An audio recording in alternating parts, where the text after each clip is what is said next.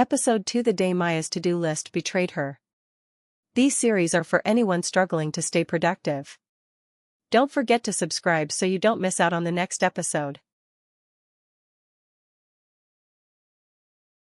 Hey everyone, and welcome back to the series. When we last saw Maya, she was at her breaking point, overwhelmed, unmotivated, and painfully aware that her organized chaos just wasn't cutting it anymore. Her desk was a sea of sticky notes, her phone was a constant barrage of reminders, and her paper planner, well, it looked more like a battlefield than a roadmap to success. But somewhere deep down, Maya wasn't ready to throw in the towel. She craved that feeling of being in control again. She wanted her focus, her calm, her life back. So, her journey began where so many of ours do, a late-night scroll on social media. That's when a video popped up. The caption read, "How I went from scattered to structured using a digital planner." Intrigued, she clicked. What she saw wasn't just another planner. It was sleek, beautiful, yet incredibly practical. It had sections for daily focus, gratitude, meal plans, even mood tracking. This wasn't just about scheduling. It was about self-management on a whole new level. And a thought sparked in her mind.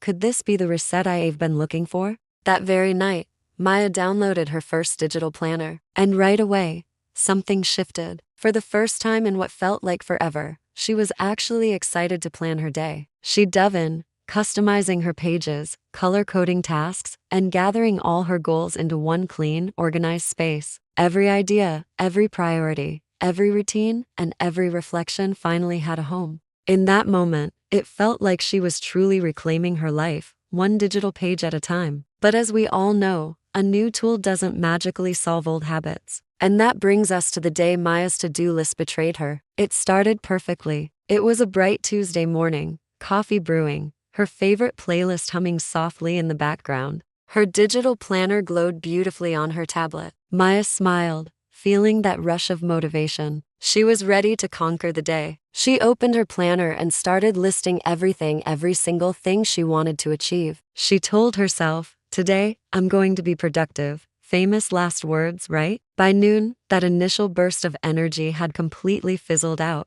Her to-do list had morphed into a monster. It was 15 tasks deep, with half of them barely started. She had spent the entire morning jumping from one thing to another, constantly derailed by messages, calls, and that relentless urge to multitask. The strange thing was, the more small tasks she managed to tick off, the more overwhelmed she felt by the big ones that remained. Her carefully crafted list, the very thing she thought would guide her, suddenly felt like it had turned on her. Instead of providing clarity, it was draining her energy, making her feel like a failure before the day was even half over. That afternoon, Maya found herself sitting on her couch, just staring blankly at her tablet. She whispered to herself, "Why does this keep happening? Why do I start so strong and still end up feeling like I'm constantly behind?" And then she remembered something she had read in her digital planner's setup guide. A single sentence: "Productivity isn't about how many tasks you write down, it's about how intentionally you plan them." That sentence hit her differently now. It wasn't just a tip,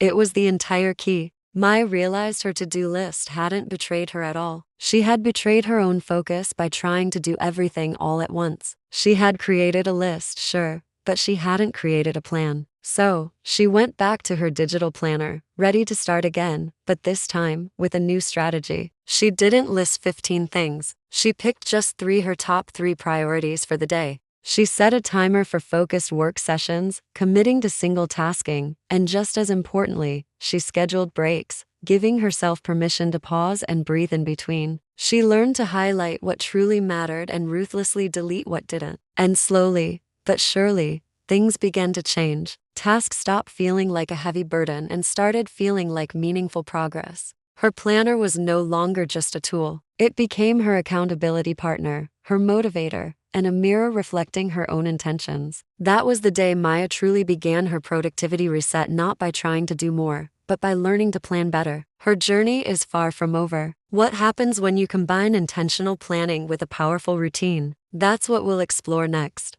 Thanks for watching, and don't forget to like and subscribe so you don't miss episode 3, where Maya finally discovers the secret routine that turned her digital planner into a truly life-changing system. See you in the next one.